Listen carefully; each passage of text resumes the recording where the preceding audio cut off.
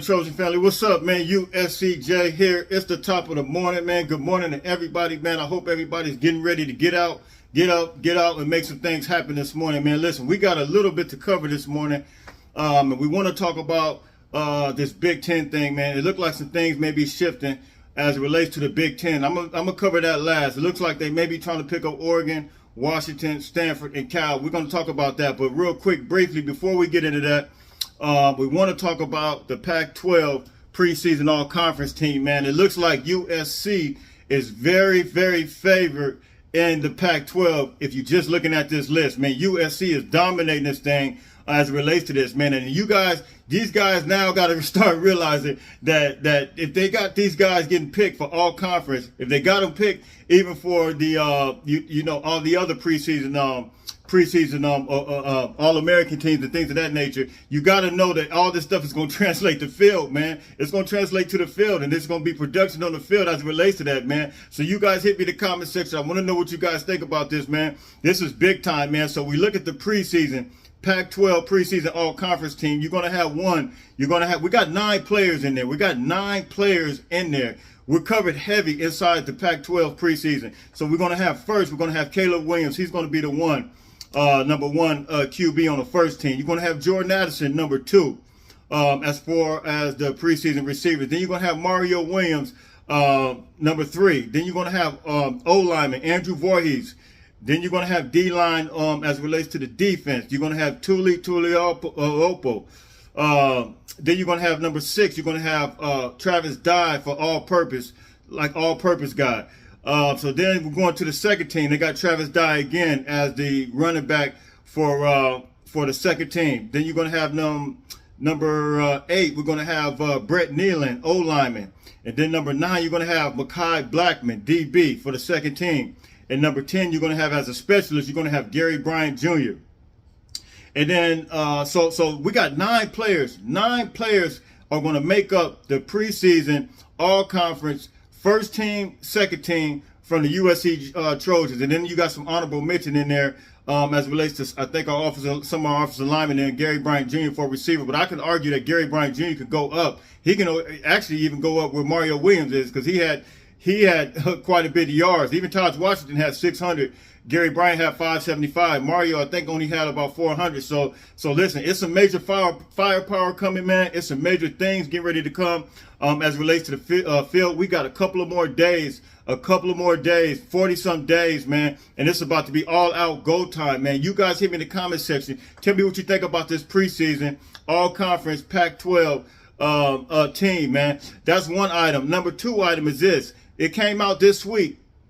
Fox Sports came out with this list, man. And I guess apparently since 2001, there has only been 3 other teams that have been a 30-1 odds and won the whole thing. 3 other teams, and those teams are going to be Auburn in 2010, 2014 Ohio State. That's the team that had Ezekiel Elliott. I think the Auburn team is the one that had Cam Newton. And then 2003 LSU. And then now us, USC, 30-1 odds. So they included us in there. They said it's only 3 other teams that did it. And so I think they're putting us in good company, man. I think we're in good company when it's looking at this 30-1 odds, man. I think people are now starting to realize. You guys hit me in the comment section. You tell me what you think, because just a few months ago, when USCJ was still continuing to try to sound the alarm and talked about the production, talked about all the guys that we got coming from different teams, and told you how this is going to translate to the field. All of a sudden now they want to try to change their tune, man. So it seems that everybody, and this is Fox Sports Fox Sports has their betting line, their own betting thing, and I think it was betting.com and a couple of different other sites that I told you guys about from Vegas. They all got USC as favorites. Some have them favored to going all the way. Now other sites are now starting to change their tunes. Slowly but surely they're changing their tunes. And so now Fox Sports is saying USC could possibly be one of these teams that's included with those previous 3 teams that have made it with the same type of odds, 30-1 odds. So I want to know what you guys think about that. You guys hit me in the comment section. You tell me what you think. Like, share, subscribe. USCJ32 on Twitter. USCJ32 on Instagram. Now, we got to get to this story real quick. We got to get to this story. It appears to be a shift as it relates to the Big Ten. It appears to be a major shift. It looks like they possibly getting ready to add Cal, Washington, Oregon, and Stanford. And now, you guys know I brought the story to you guys a couple of days ago. I think it was Monday or Tuesday, and I told you that ESPN kind of gave the Pac-12, the current remaining Pac-12 teams, kind of a low ball deal, which was like $24.5 million. So you had to think, you got to think about this, that ESPN had to know, that Big Ten had to kind of know, commissioner, or observe the situation that was going on with ESPN in the low ball attempt. That had to kind of monitor that and say, look, if they offer them only $24.4 million, we can come by and offer maybe $30 million and still be good and still have money in our pocket, and then still being able to cover a whole region, Northwest, all the whole area. And so I want to read this article to you. I want you guys to take a look at this article, man. This is a major article that just came out, and it appears the Big Ten is getting ready to possibly add these schools. So here's the article right here. I want you guys to take a look at this real quick.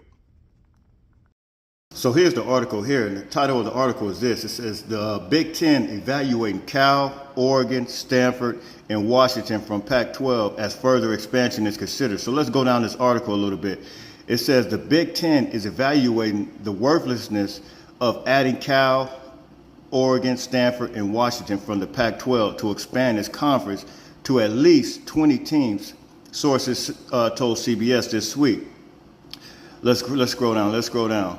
While not confirming expansion activities with those specific schools, Warren told CBS the addition of any teams beyond USC and UCLA joining in 2024 will come after the current media rights deal is finalized in August. Now, listen, this is important. This specific thing right here is important because they're going to close out those media rights deals, I think, in a couple of weeks, which is with Fox, which is said to be upward of $1 billion.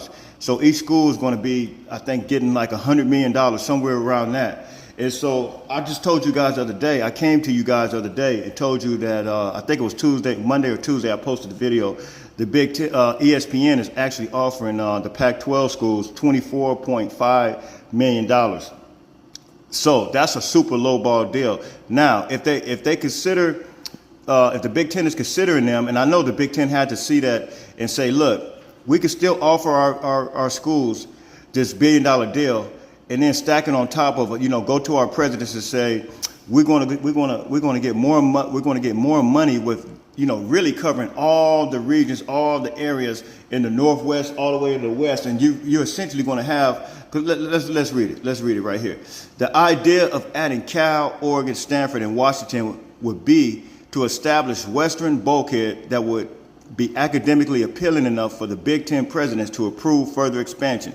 However, it is uncertain whether any of the Big Ten's futures right holders would find value in such a move. So this is it right here. So we have to understand here, as we begin to look at this thing, that it kind of would be in the best interest if the Big Ten did it, because they can still lowball, not lowball, but they can still offer them less. Just say $35 million, which they were looking for the low 30s. They can offer them $35 million, and still be able to get the $100 million to each school that they originally is seeking to get from Fox Sports. So now it appears that the Big Ten is in a power play move, and it looks like the Big Ten commissioner is playing chess, and he's not playing checkers, man. He's playing chess and he's not playing checkers. It seems like the SEC, with the fact that they even tipped their hand off, because you know the SEC and ESPN, all of that works together. And you know, with the fact that they tipped their hand off and said that they're going to they're offering the Pac-12 $24.5 million. It appears that the Big Ten commissioner is about to try to capitalize on that and seize the moment, playing chess and not checkers, and offer them maybe I would say in the $30 million range, and still be able to have enough money. But and we know that we know that this is their deal is going to be stacked on top of, you know, the deal that already exists, because this deal is getting ready to close down with the Big Ten. So that deal is locked, sealed, and delivered. They won't be getting the actual same amount as USC and UCLA, but they're still going to be winning, because it's not going to be no $24.5 million. It'll be upward of probably a $30 million, I would say. A $30 million, and they still will be getting more than what they currently have, and then more than what the SEC was offering them, man. So you guys hit me in the comment section. You tell me what you think. And the only benefits I see out of that is that it's going to reduce travel for us. Now, I told you the benefits that could possibly come for as a result of that, of them not getting in with us. I think it's going to assist us with recruiting. We've seen that with the recruit that we got the other day. So you guys hit me in the comment section. Are you guys in favor of that? Or here's the other side of this. Do you guys possibly think that the Big Ten is doing this to kind of play Notre Dame's hand, to force Notre Dame's hand, rather? Do you think they're forcing Notre Dame's hand as a result of this? Because you know that they still want Notre Dame. And if they add those 4 teams, do you see Notre Dame even getting in the league? So here's what I want to know. Are they forcing Notre Dame's hand, or is this a power play? This is a chess move. I feel like this is not a checker move. You guys hit me in the comment section. You tell me what you think. And then tell me what you think about Fox Sports 30-1 odds and us being one of those teams that could possibly go all the way. And then tell me what you think about the Pac-12 heavy all-conference team, man. You guys hit me in the comment section. Like, share, subscribe. USCJ32 on Instagram. USCJ32 on Twitter. Fight on, fight on, fight on.